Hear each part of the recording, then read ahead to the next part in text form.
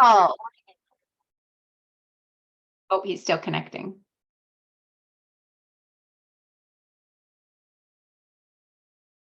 Carl, Hi, Tina. How are you? I'm good. How are you? I'm delighted to see you. That's how I am. And Amazing. yeah, What's that? and everyone else as well as And everyone. everyone else. Yes, yes. This is all the support. So like it's gonna be a small group today, maybe, unless people are gonna come in a little bit late, but that's But okay as well. it's quality, not quantity, right? Exactly. I like how you think, Carl. I like how you think. So let's just go ahead and I'm just going to go ahead and start. We started recording. Welcome. Thank you everyone for being here. I'm excited to just to kind of give you a little bit of background. I'm excited to give this presentation today because last week at LAMP is where I gave this presentation for the first time as a keynote. And there's a lot of interest in it, a lot of like people are really trying to figure out teams right now. They're trying to figure out, how to keep them motivated. They're trying to figure out recruiting. There's all kinds of things right now because of COVID and where everything went that is happening out there right now. And everyone's like, hey, how do I get my team on board? And so even when I'm talking to the discussion partner folks, and Megan, you're a part of that sometimes, even when I'm talking to them, we can be talking about operations. We can talking about what systems and processes do you have in place in your business, because it's a very process oriented thing. But what ends up stopping people almost all the time is team. What ends up stopping them is their own limitations. It's all the leadership stuff that really kind of gets in the way. And so as I'm out training teams and talking to teams what I really found would surface and what would come up. Hey, how are you, Carol Sue? Nice to see you. Great, thank you. Carol Sue, how are you? What would come up is, how do I A, recruit the right people, and B, if the statistic of 87% of the time strategy fails because people resist change, that's a real, like, I was stunned by that statistic. That means that no matter what goal, what strategy, what I've got going on in my business, whatever I'm trying to move forward in my vision, if certain things aren't in place, 87% of the time people are going to resist that change. And that 87% includes us as well. And so it's really about how do we have a team that is aligned, working on all cylinders, working through stuff, and really staying on the same page. And another common thing that I really hear when I'm out and about, I'll say, how many of you are leaders in the audience, crowd, whatever it is? And it cracks me up how many do not raise their hand. So there's this idea, there's this belief that's in our programming, in our psyche, wherever it is, that unless I have a title, I'm not a leader.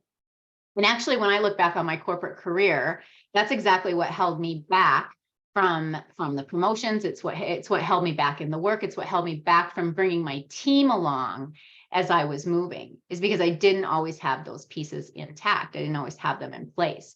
And so as we go through today, I'm going to do a couple of things. I'm going to give a 3-step process that no matter what team you're on, no matter who has the title, who doesn't have the title, we get to really sink into every one of us is a leader. So when we talk about everyone's a leader on teams that thrive, and we start to unpack that, there's really 2 different things there. The first one is everyone's a leader. Like, do we all agree? Everybody here a leader, whether you have a title or not. We lead our lives in every area of our life. We lead our families, we lead our communities, we lead ourselves. We lead me, myself, and I. And so being a leader is about stepping into your own leadership so powerfully that you step into a team. And I want you to think about teams that thrive. On teams that thrive, on championship teams, everyone is stepping in so powerfully into their leadership on that team that you can't tell who the leader is. And it's crazy to me how I'll hear some people gasp when I say that, like, because we've been brought up to believe that as the leader, I'm supposed to have the answer. As the leader, I'm supposed to chart the direction. As the leader, I'm supposed to fix all the problems. As the leader, it's my responsibility to do all the things. And really in today's time and age and time, especially when you think about that 87%, we don't have the answer. I don't have the answers. My answers are within my team. So when we sink into the fact that, yes, we are all leaders, and not only are we all leaders, but we all get to lead this team, And that requires powerfully stepping into our leadership. So when I say and you can put it in chat or come off mute, but when I say what makes an incredible leader, what makes an incredible leader? What are some of the qualities, some of the values that make incredible leaders?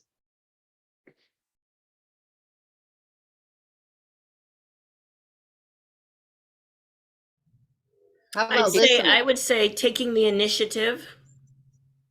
Initiative, yes, love it. What about listening? Listening to the listening. I love that. I'm going to go a little bit deeper on that in just a second, Sarah Sue, but I love that Carl said no preconceived notions. So that says judgment, right? Like that to me is like, I'm not judging. I'm asking, I'm getting curious. I'm asking questions.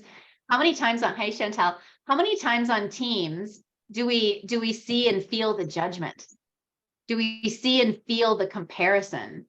Do we see and feel the fact that we're trying to say something and no one's listening? Do you ever feel that on it when you're on a team? Like nobody's listening to me. I'm trying to say all that stuff. So I love that you presenced that, Sarah Sue, because really as a leader, if I'm an incredible leader, I know how to listen to the listening. So when I talk about listening to the listening, what does that mean? What's underneath what's being said? Yeah, what's underneath what's being said? Because it's not always said, right? So when I'm listening to the listening, if somebody says, oh my God, I had such a terrible day, if I'm listening, I'm like, okay, well, what was terrible about it? And how often do we go, oh, I'm so sorry you had a terrible day. I had a terrible day too. And then we're off to the races and we're not even taking care of that person who just had a really bad day. So listening to the listening means I'm listening to what's underneath the covers. I'm really asking, I'm listening so that I can ask questions. So there's a difference between listening to respond and listening to be curious. So listening to respond. How many of you are guilty of listening to respond? Oh, sometimes, definitely. Yeah. And what makes us want to do that? What makes us want to do that? Our ego. That was my thought. Yes, our ego. Why is it our ego, Jen? Well, because we want to be right. We want to be heard. We want to be seen. Yeah, our ego, that dang ego, it definitely, fear too, Carl, fear of saying it wrong, and that's ego. So everything I'm going to say right now is still my ego, fear of getting it wrong, fear of judgment, fear of looking stupid, fear of not being enough, fear of imposter syndrome, all this itty bitty shitty committee stuff gets in our head. And then it stops us from really stepping in to our leadership to really use our voice and be that leader that's missing on that team. So Can I add a little something to that? Yes, Rima. On the listening to the listening, sometimes people will say something that you're like, why would they even ask that, you know? And I remember years ago we had a convention or something. We had a team building at Disney World, and they teach their employees to answer the unasked question, I think is how they put it. So when you have a tired parent coming and saying, what time does the 3:00 parade start? It's not about, oh my God, you've got to be kidding me. You just said, you know, it's about, okay, what's going on? You know, they're probably asking, do I have time to take my kids to the bathroom? Do I have time to change diaper? I've got to, you know, is it really going to start at 3 because I've got to, you know, right? It's like looking and seeing what else is going on that someone would ask, you know, a question or say something that maybe you think is obvious or something like that. So it's like listening to the underneath. Yeah. And so that takes intention. Go ahead, Ashley. I don't know if you can hear me okay. If you can't, I'll just bow out. It's a little loud here. Can you hear me? Kind of ish. Yeah. Okay. I think a lot of what I'm hearing is it's about, we make it about us, right? And that's our ego is making it about us. And what our perception and preconceived notions and assumptions are, versus like with listening to the listening, we're not only are we open to what's underneath it for the other person, but we have no idea. Like we're literally looking at an iceberg anytime we interact with people. So we're like just seeing the tip of the iceberg, and so knowing like that there's no telling what's going on there. So listening to the listening, watching the body language, and listening to the music underneath. Yeah. So, Yeah. One of the things that when I was learning, because this is learned, it doesn't happen automatically. We're so programmed to listen, to respond. And so one of the things that I did to break this habit and break this programming of mine is I would put myself on a stretch that, okay, today until noon, you only get to ask questions. Right. And so I put myself on these little hour, 2 hour, 3 hour stretches where in the next 3 hours, you only get to ask questions because it's so programming that we want to automatically respond. Sarah Sue, you have your hand up. I do. I would say the other thing is to listen from their listening. So go deeper on that. Where are you going with that? Okay. And this is a landmark tool. So if you take it back to landmark or to Heartcore, because they use the same languaging, and don't need glasses up close. And so it's listening 100% and not having something going on in the background while we're listening and trying to figure out what we're going to say next. We're listening and from whatever they're saying, hearing what they're saying and giving them 100% attention. And from doing that, you can be the bridge to their healing or whatever it is, just for listening. Right. So I'm hearing you guys say presence, like being present, right? Like literally being present and in the moment, even right now as we're speaking. Okay. As I'm presenting, I've got a heater going. I got my dog in the background. I've got somebody walking around upstairs who I don't know who that is because I'm the only one in the house. I'm hearing stuff, right? Like there's all this distraction, even when you take people out of it, right? There's all this distraction that if we're not intentional about being present, it takes us out of the game and it affects the results of whatever it is that we're really trying to create. So lots of really good stuff about what makes an incredible leader, what makes an incredible team. So when we think about championship teams, and when you think about championship teams that you've seen of, known in the past, what makes them a championship team? Oh, contribution for sure. Love that contribution. Contributing in what way, Jen? When it doesn't work and when it's working, obviously, but it's when it's not working, that contribution can be the key to the success of the team, because holding yourself back, playing small, living in a space of, it doesn't matter what I say anyways. Those little things can turn out to be iPads one day. Yeah. So you just never know what it is that you're holding on inside. And so contributing means to me and to the teams that I've been around is actually really just giving it all and not worrying about the judgment. Mm-hmm. Yeah. Yep. Just stepping in, standing in your truth. Carl, I love that you said respect and then you said unqualified respect. Talk to us about what unqualified respect looks like. So what I mean by that is that every human being deserves respect. And it's so easy to, again, going back to our insecurities and our ego and our poor habits of judging, it's so easy to say, well, I respect that person because I know they say smart stuff. This person doesn't have a clue. Everybody needs to be heard. Everybody can have a great idea. Yeah, I love that. I love that. So respect, creating safe space. And when I really think about all the stuff that we've even talked about so far, intention and presence really come to mind. Are we caught up in the busy and just letting life run us? Or are we being super intentional every single moment of our day on how we're showing up, on how we're listening, and how we're creating that safe space and just really stepping into our leadership on an ongoing basis? Megan, can I have you drop the workbook, please, in the chat? There's a workbook in the chat, and we've gone through the first couple of pages about incredible leader and a championship team. But what I really want to go to is what we've been talking about is how you show up, because we have a choice every single moment in how we show up. So how we show up, I can choose to show up in high energy. I can choose to show up in low energy. I can choose to show up organized. I can choose to show up not organized. Not organized might be one of my shadows, but right. Like I always say, know thyself, know thy vision, know thy team. When I know myself, I know what my strengths are. I know where my blind spots are, so I can put systems and processes around my blind spots so that I can show up more fully in my leadership. When I know what my vision is, I know where I'm going as a leader. I know where I'm going. I know what it is that I'm creating. I'm very clear on what that looks like. When I know my team and I know the individuals on my team, I know their personality, I know their behaviors, I know who they are, I care about them, I respect them. Like when I know thy team, it's like that triple trifecta: know thyself, know thy vision, know thy team. When I know those three things, when I know I'm like no shit, know them, it changes how I show up.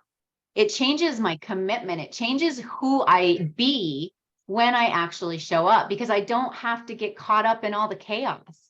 If I don't know Carl, or if I don't know Rima, and I'm just showing up and winging it, not only am I missing opportunities to really connect and create with them, but I'm missing the boat. I'm not able to care for them. Hey, Brandy Bet, I'm not able to care for them and hold them in a way that's important to me. So because I know myself, I'm a supporter. So I'm a massive supporter. That can be good and that can be not so good.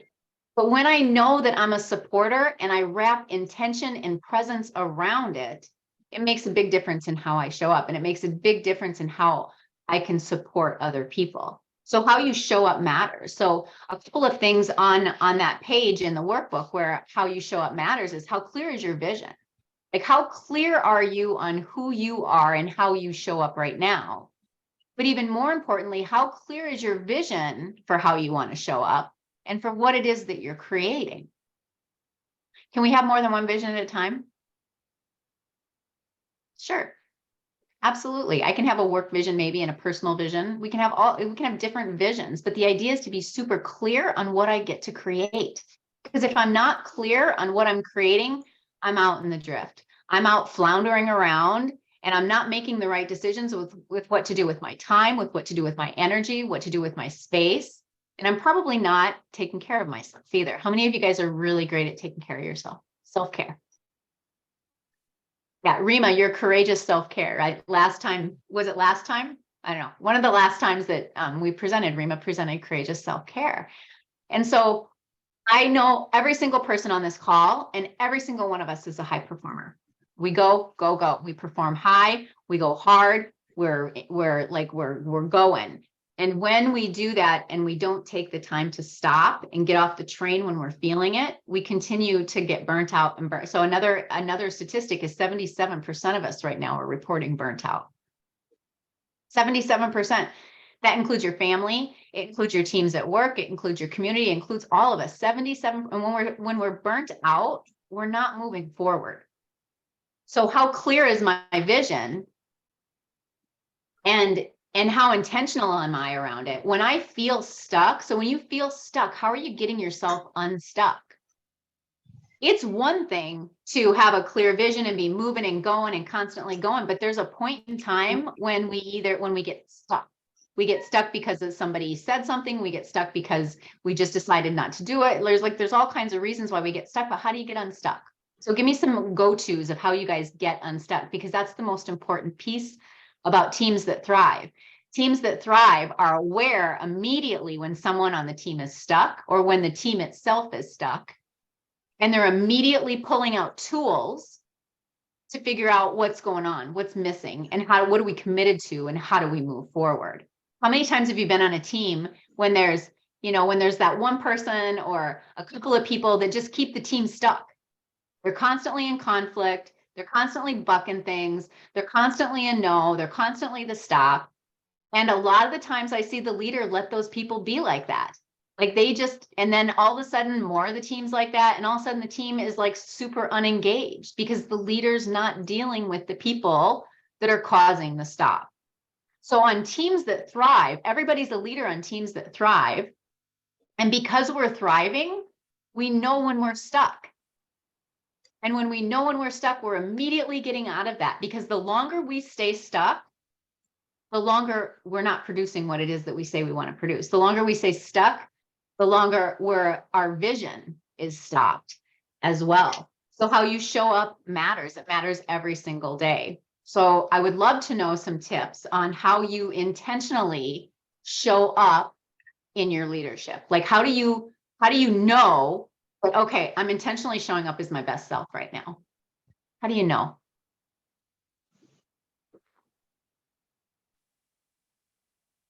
That's a good question. The big question.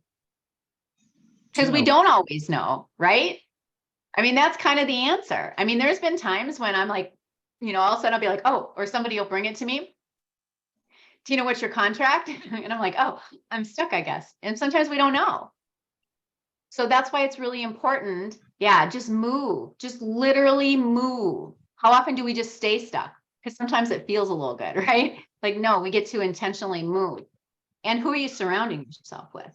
It's another really big question. If you're surrounding yourself with people that are okay with you being stuck, if you're surrounding yourself with people that aren't going to say, hey, Ashley, you're stuck right now. How can I support you? If you're not surrounding yourself with the people in your life that you get to all move, and we get to and we get to all move together.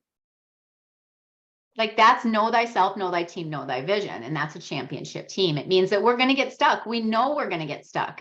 And when we get stuck, here's how we get unstuck. Here's how we're aligned to get unstuck. So it's all about, what are you feeding your mind and body and soul? So what are the things that are people, places, and things that you're surrounding yourself with, so that you can, when you are stuck, you have people that are going to be there to support you. So I want you to give yourself a rating right now on a scale of 1 to 10. Where do you fall in that? 1 means, I don't know, I've been stuck for 7 years before and I didn't even get it, right? 10 means, no, I immediately know when I'm stuck and I'm pulling out a tool to get unstuck. So give me a scale in the chat of 1 to 10 of where you fall with that. All right, get to the chat. 8, 7 or 8. Great. Megan, you know exactly what my next question is. My next question is, whatever it is, different kinds of stuck. It's so true. There are different kinds of stuck, isn't there? So wherever you fall, if you're a 6, a 7, a 5, even if you're a 1, it's okay. There's no shame or blame, because this is about awareness. This is just about, now I'm aware. So what do I do if you were a 6? What do I do to get to a 7? What's the next most important thing that I can do to get myself closer to that 10? And then that's what you get to focus in on. How many times do we get asked, yeah, vision plus action? I'm going to give you, are you looking ahead, Carl? So here's the thing. I'm going to give you a little bit of a process, because when we get stuck, if there's no way to get unstuck, we stay stuck. So whatever number it is that you are on there, I'm going to give you, if you flip to the next page, there's a diagram there that's really a 3-step process to get you unstuck. I don't care how many teams I've been in front of, how many people I've coached. Whenever we're stuck, it's because we've lost clarity. I asked this in a keynote the other day, and people will give me the result of what happens. So the result of when I'm stuck is that there's been miscommunication. The result is that we're in conflict. The result is that things aren't moving forward. But the underlying thing is that we're stuck. And so how do we get unstuck? How do we shift? Like Brandy Bett is saying, how do we shift and understand, what do I need right now that's going to get me back into my vision? So having a vision is priority number 1. Like, what is it that's your priority? What is it that you're working on? What is it that you're creating in life? And now when I know that that's my vision and I'm clear on that, for some people, it's weight loss. For some people, it's a better relationship. For some people, it's a promotion. It can be all kinds of things. But the idea is that you're clear on what it is that you're creating. And now that I'm clear on what it is that I'm creating, I can start to gain alignment with myself, alignment with the people around me that are going to hold me accountable, alignment, if it's a team, alignment in the action it's going to take to drive us towards our result. Whatever that alignment looks like, but like, am I clear? Yep, I'm clear on what I want. Very clear on what I want. I got everything aligned. I've got my plan in place. It's action time. And now that 3rd step is action. I'm going to get into action. And we go in action, and we're in action, and we're in action. And then because it's a busy world, we're going to get stuck. We're going to go off into the drift where something's going to happen, derail us. And all of a sudden we're going to be in the drift. So how fast do you bring yourself back from that? If you're like me, there's been times in my past where 3 months later, I'm on the bathroom floor. Okay, I've been stuck now for 3 months. And I was pretending not to know. So being aware that you're stuck is like, okay, I'm aware. Now you can come back. What do I need to do to get back to my vision? What's the next right step? to get back to my vision. So this 3-step process is good for individual. It's good for you when you're individually stuck, but even as a team, when we're stuck, when we're a championship team, we're able to really start talking to each other about it. We're able to go and pull somebody forward and go, hey, Megan, I'm noticing that you seem down today. Are you okay? How can I support you? Instead of just going to the water cooler and talking shit about Megan. How many have been guilty of that? I've been guilty of that. I mean, not you specifically, Megan, but right? Like, I mean, we're guilty about it. Like, if I truly care about people and I truly care about this team and I want to be a player on a championship team, I get to care and respect my people. Mhm. I get to be a part of that team. And just as much as the times when we're having fun, when we're stuck, we get to all recognize that we're stuck. So how do you as a team align on what happens when we're stuck? This is the question. This is the question we ask ourselves individually. But on a team, on the bottom of this page, there's a quote here. On a team, it's not the strength of the individual players. It's the strength of the unit and how they all function together. So if you think about your team that you're on, is there a process for handling conflict? If you think about the teams that you play on, is there a process for communication? Is there a process for follow-up? One of the things that I train in the discussion partner, when we just talked about it earlier today, is having those systems and those processes in place so that when there is a breakdown, we know how to handle it. We are aligned on how we're going to handle it, because there's zero tolerance for judgment. There's zero tolerance for water cool talk, right? And when we have those conversations as a team, we can all align on agreements that will support us when we get stuck. And so on the next page, there's a whole bunch of questions. So the very first thing I would suggest doing is calling a team meeting. And even if you're not the leader on that team, you can still go to the leader and say, I think we should have a team meeting, and enroll your leader on why. And these questions are a great way to just have a really good team conversation on what's going on. So, hey, team, what makes us different? Get a whiteboard. Be the whiteboard. You're writing it out down on the whiteboard. What makes us different, team? And then you're going to get great responses from the team.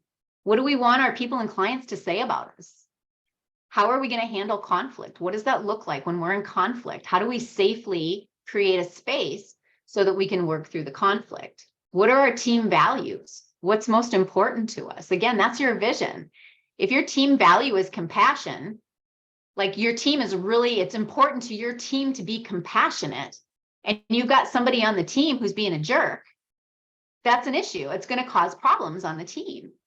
And so the alignment on who you are as a team and what your values are as a team, and having that team discussion is invaluable. I know for me, when I was at corporate, they would come to me with that information. Here's your vision. Here's our mission.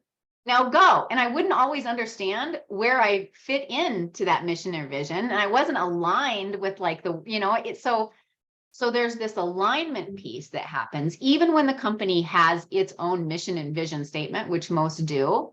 As a team, we can still have a team vision statement. We, the Carl Ivy team of the Life Company, are committed to creating urgency, compassion, and generosity with our clients. Boom, done. And then when you see somebody not being generous, we go, hey team, what's our contract? What are our values? I thought our values were generous, and we're all bucking doing that fundraiser. So it's a way to have a conversation based on who we say we are. It's something to come back to. And when we don't have that to come back to, we kind of just like flail and pretend like there's no issues on the team, and there's issues on the team. There's always going to be issues on the team because we're humans. And the world's a perfect place until you put humans in it. So how do we as humans put agreements in place so that when these things happen that we know are going to happen, we have a way to work through them? We have safe space. To how many of you have ever been on a team where you don't feel safe? Right? So until we as a team talk about what creates safety on this team and then implement that safety on the team, we're not going to know. And we're just going to keep on doing the stuff, and it's going to keep on happening and moving forward. So the idea with this clarity piece is to get super clear on who we are as a team and how we operate as a team and how we handle the breakdowns as a team. And when you have agreement around that, there's always something to come back to.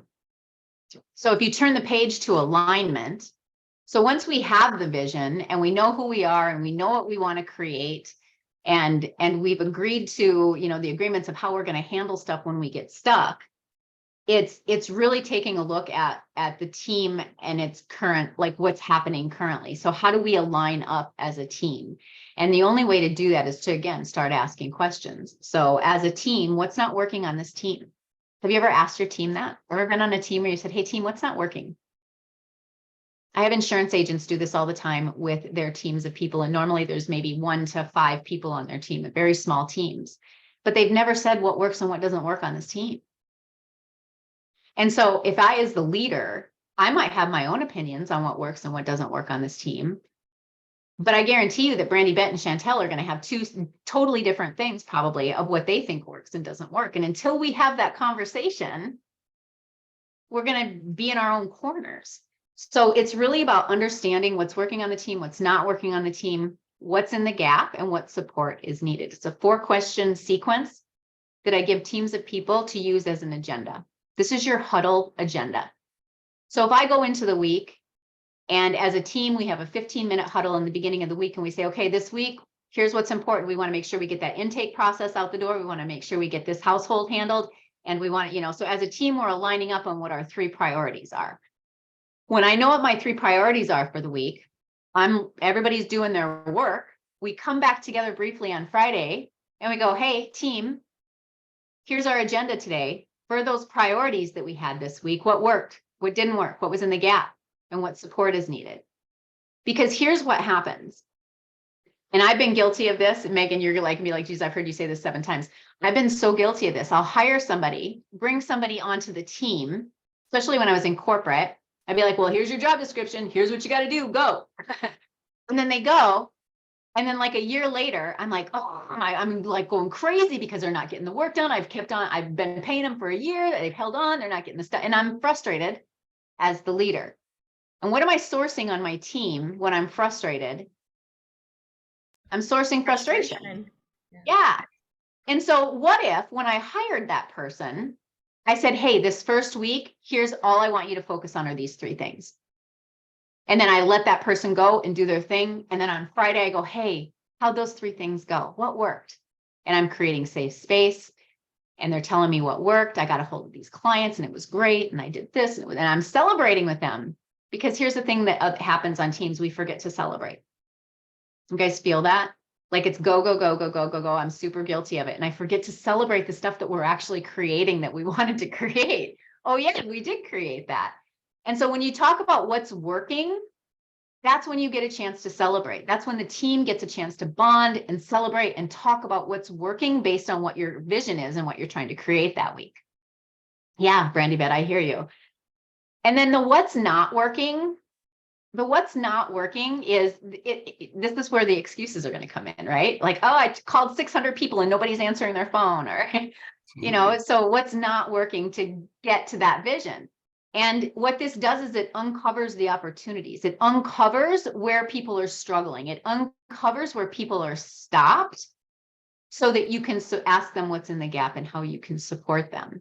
And so I want you to imagine your team where everybody on the team, not only are we aligned, we've done this pre-work where we know who we are as a team, we have our vision, we have our values, we have our contract, all that kind of stuff. But now as we start working as a team together to create the results as a team, what are our priorities this week? And then we follow up every Friday on how those priorities went. And you've got constant improvement. You've got ongoing improvement, continuous improvement. There's the word I was looking for. Continuous improvement on an ongoing basis. Because every single week we're tackling what's not working. Every single week we're tackling it. Maybe they need a new script. Maybe the script you gave them isn't working. Maybe they don't know how to have a conversation about something specific. If you don't follow up with them, you're never going to know. And a year later, you're firing them because you're so frustrated because they're not getting their job done. And we're really good at blaming everybody else. And at the end of the day, turn the mirror around. What was missing in my leadership that that person quit this team? What was missing in my leadership that this person felt lost? What was missing in my leadership that this person didn't feel safe coming to the team and telling them that this was going on? So it's not about what's happening. It's about internal. Like, what can you do to be what's missing? What can you do? What do I mean when I say be what's missing?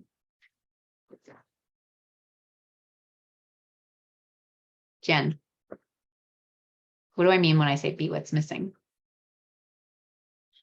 Well, it's kind of like the listening to the listening, right?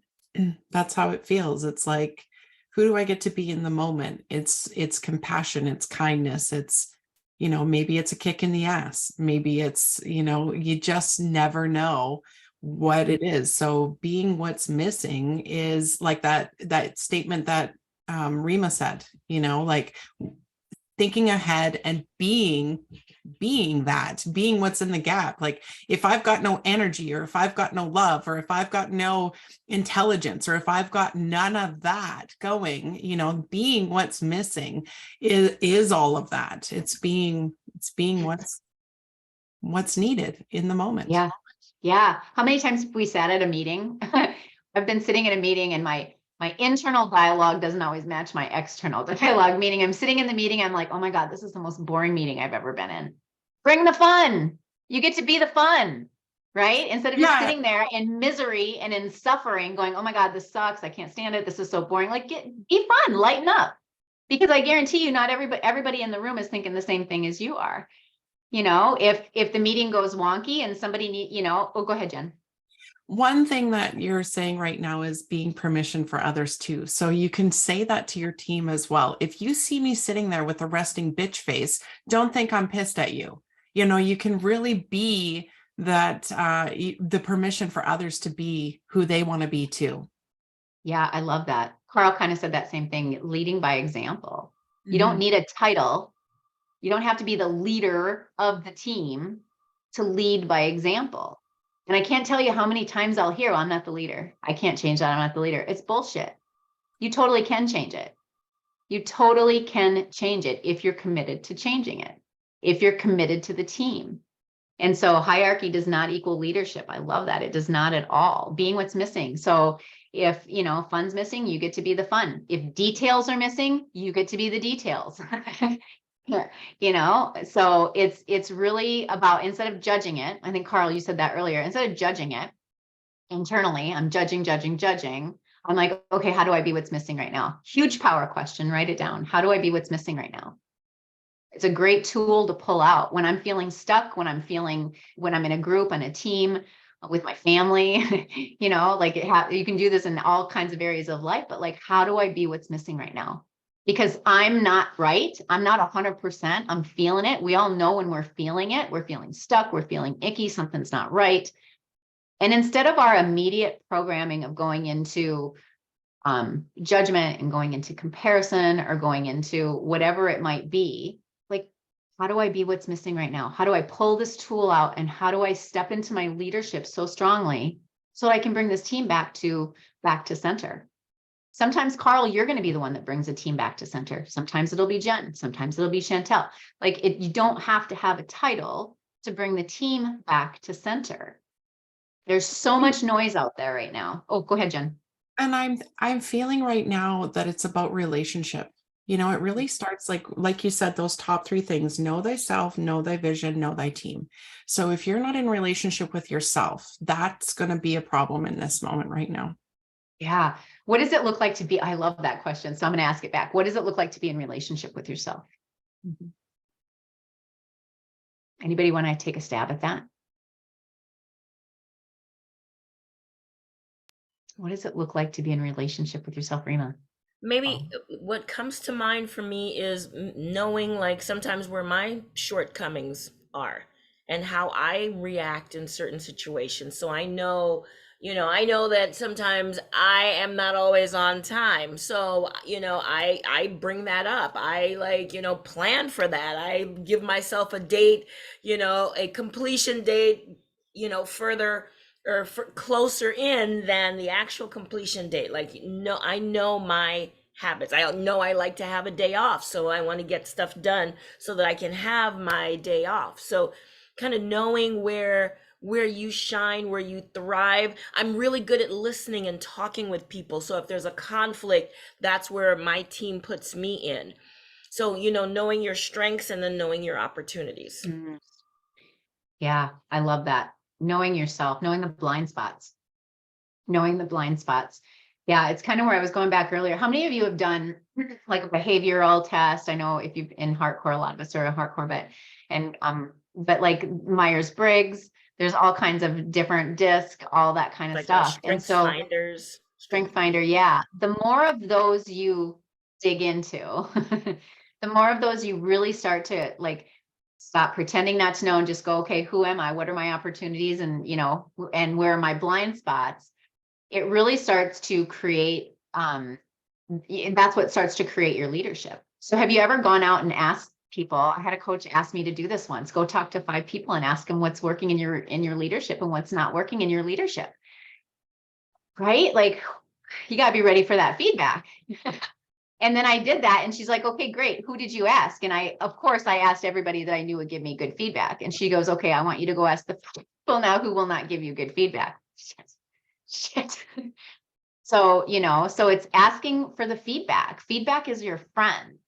Feedback is your friend. It doesn't always come off like that. But if I know that I'm not organized, exactly what Rima said, if I know that I'm not detailed and organized, I either get to bring somebody in who is, it's why I'm married Al, super detailed and organized, keeps me on my shit all the time. But like, that's if you, or bring it up yourself. I intentionally will put myself on stretches where, okay, you get to be detailed for 8 hours. Taxes, Jen, I know you and I were doing taxes at the same time, right? Like, I got to get myself into a mode to go into that mode for that long of a time, because it's not naturally what I lead with. It's not naturally who I am. Doesn't make me a bad person. It just means that I don't naturally lead that way. In Myers-Briggs, we do this exercise where I'm going to have you guys do it now. So I want you all to take a pen and write your name as if you were writing a check. So as if you were signing a check, sign your name with your hand, or just how you would normally do that. And so how does that feel? Familiar. Super familiar. Kind of. We don't write a lot of checks anymore, but kind of familiar. It's super familiar. Now I want you to take your pen and put it in your other hand and sign your name.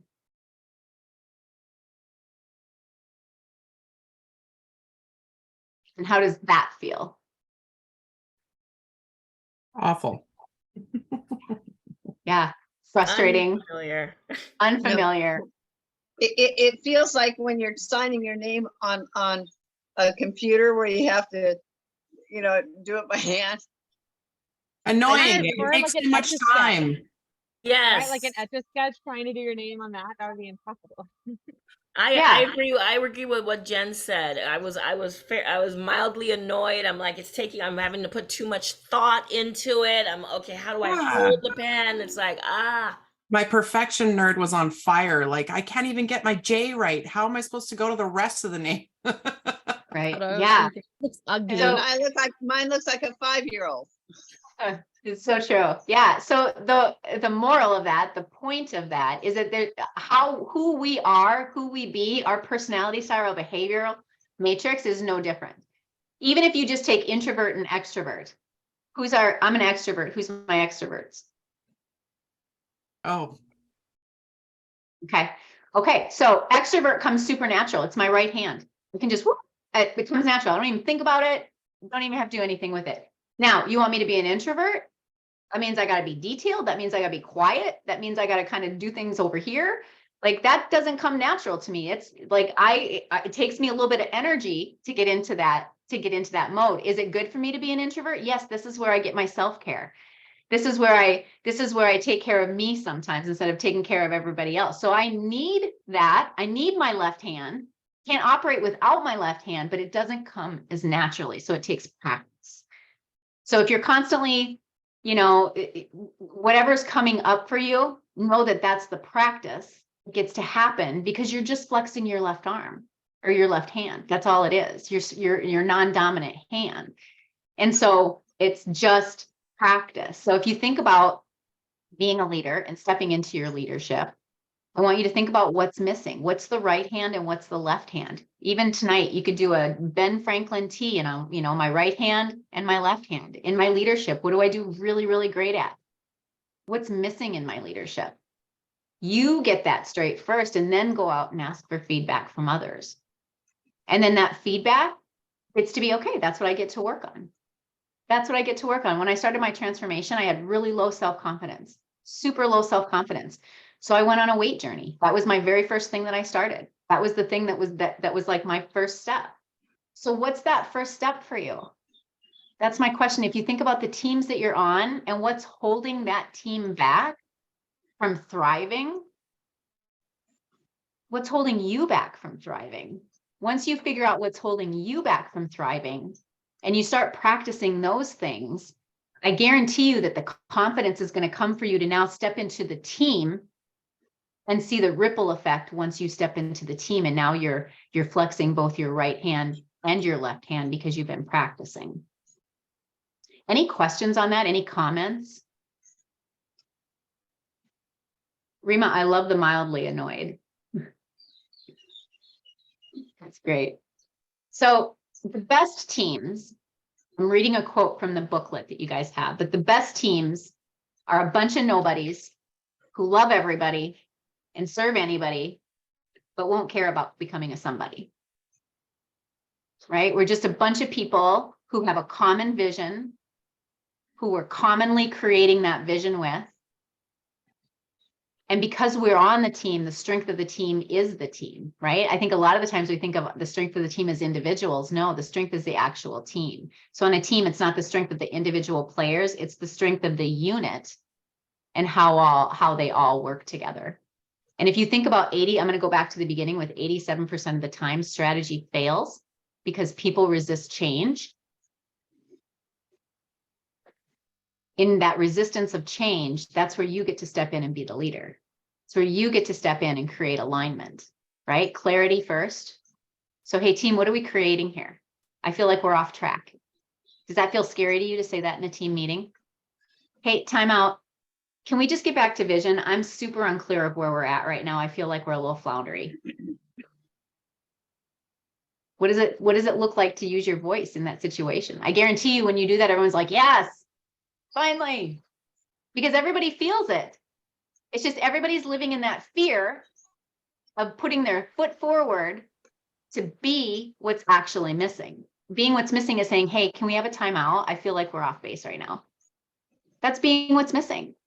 The whole team is floundering. You get to be the one to raise your voice and say, hey, team, how do we get back on track? How do we get back to our vision? How do we get back to clarity in what it is that we're doing right now in this meeting?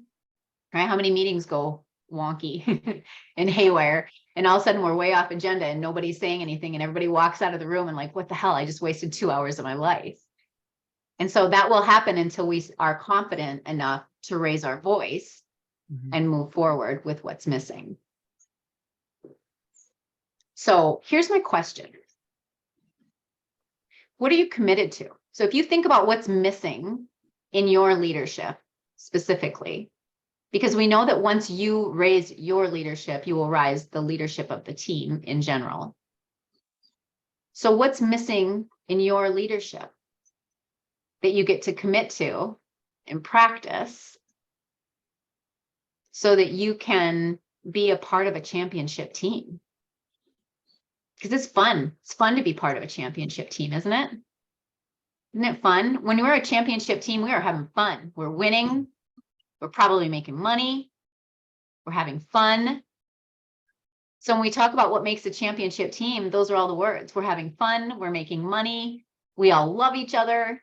We may not agree all the time, but we respect each other. We're not in fear. We're using our voice. Megan, yes, self-care on a more regular basis.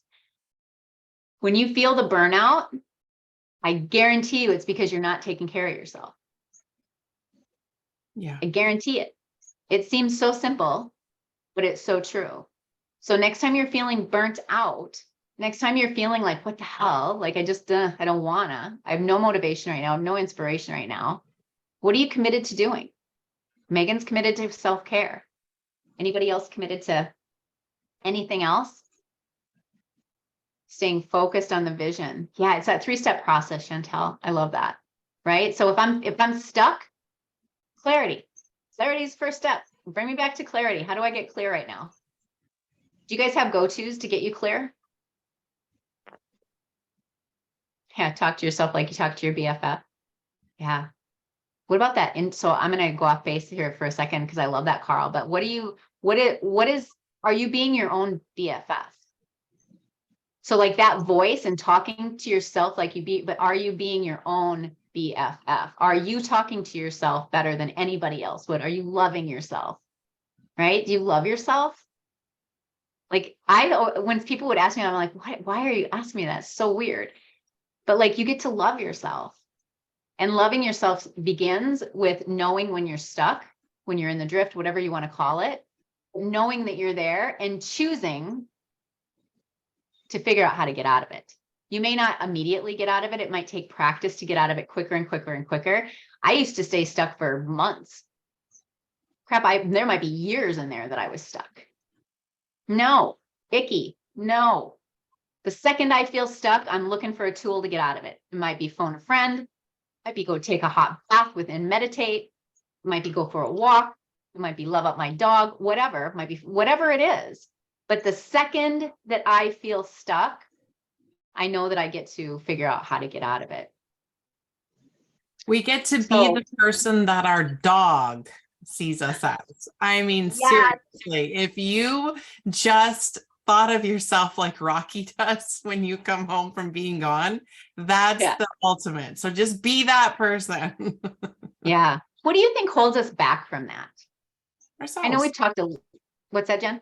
It's just ourself. It's our overthinking. It's our nerd. It's our perfectionism. It's that.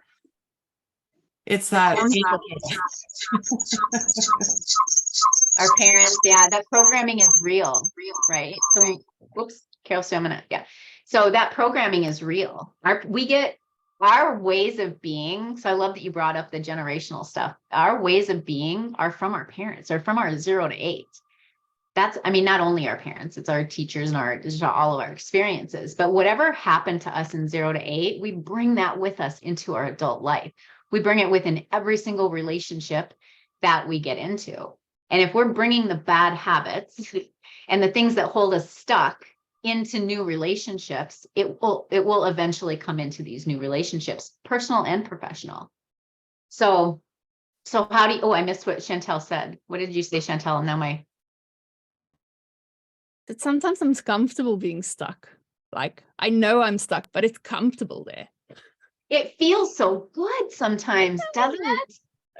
That's why we stay there sometimes for long periods of time, because it's like the writing your signature, it's comfortable, it's familiar, it's and it proves that dialogue. For me, I'm like, see, I told you nobody cared about me. See, I told you nobody would come and support me. See, I knew it would happen like that. Like it's so like we just it what's the word I'm looking for? Perpetuates our own limitations.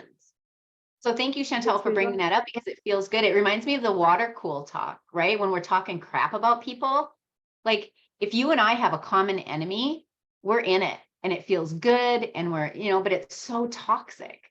So just really understanding when you're stuck, like I get to choose to stay stuck. This is a choice. I say that to myself 100 times. Tina, you're choosing this. You're choosing it. You're choosing it. You're choosing it. And I just keep saying it to myself until I choose something different, because it's about choosing something different to get a different result. So if you want to be on a team that thrives, you get to choose a different action to create a different result, and support others and in that as well. So I love that. Thank you for presencing that. Okay, we have about 5 minutes left. Is there anything that anybody wants to presence and wants to talk about, has any questions before we wrap? Yeah, being stuck, we're creating more stuck. It's so true. Any final comments? One of the things that, and you brought it up really well, Tina, is that, we talked about, what do you do to get unstuck? And I wrote down, like, there's different things that support me at different times. So like I started making a list long ago. I don't even have to like refer to the list anymore, because I kind of know, some of the things. But sometimes, when we're comfortable being stuck, like I've even said out loud, yeah, but if I call that person, they're gonna make me laugh, and I'm gonna, I don't feel like, I don't want to do that. I'm fine stuck where so I have to, so the phone a friend option wouldn't work in that scenario, so Yep. sometimes it's take a nap, sometimes it's lean into whatever I'm feeling. I know we call it like holding the bucket. Sometimes that's what I need. I just need to get it all out, and then I can go on. So having the different tools, like I love that we come here together and we talk about different things and we share, so that you can like take back, like, oh, that would work. Oh, I haven't tried that, or I haven't tried that in a long time, or maybe that'll work, and have different tools at your fingertips that you can lean into at different times. Yeah, because it's different, and all of us are different. So knowing what that go-to is for you is really, really important, for sure. Thank you for that, Rima. Carol or Sarah Sue. I keep wanting to say Carol. Yeah, I know. You can say either one. I answer to both. Okay, so I apologize. I've been trying this entire time to get in on my computer, and it was supposed to be at the repair shop, but I didn't go, so I could do this instead. And because I was on my phone, I couldn't see or download your workbook. But now that I am on the computer, is there a way to add that back to the chat so I can download it? Yes, I bet you Megan will pop that in there for you. And I can tell you why I have missed all these other meetings. I see in my calendar, it said CSD, which is standard time, is Central Standard Time, which would have been 12 o'clock. Turns out it was at 11 o'clock. Dang time zone. Yeah. Sure. Well, but so just to let you know that might need to be switched in your email. Oh, so it says that in the email. Got it. We will change that. Sorry, I did not catch that. We'll get that changed. Oh, well, I didn't either, because I put it in my calendar all this time, and I'm going, damn, I missed it again. Yeah. All right. Well, Megan put the link down there for you. So Thank you. You bet. Here's what I want to close with. I spent the whole career looking outside of myself for all of the reasons why things weren't working in my life. And I played on big teams. And the moment that I realized that I am a leader on any team that I play on, whether I have a title or not, and I created the confidence to actually use my voice, it changed everything. Because sitting in it, staying stuck is a choice.